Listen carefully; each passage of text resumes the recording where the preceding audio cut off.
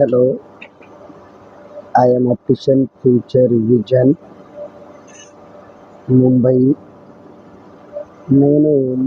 నేను ఆప్టిషన్ చేశాను. ముంబైలో నేను కొంచెము నా పెళ్ళైనాక నేను లాస్ అయినాను.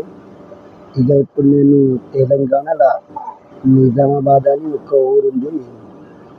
ఊర్లో నేను ఆలూరు అని ఒక ఊరుంది. ఆడక్కడ మల్లయ్య గుడి ఉంది. మల్లయ్య గుడి ఎదురుగా మేము ఇల్లు కట్టుకున్నాము. అక్కడికి నేను అక్కడ వచ్చి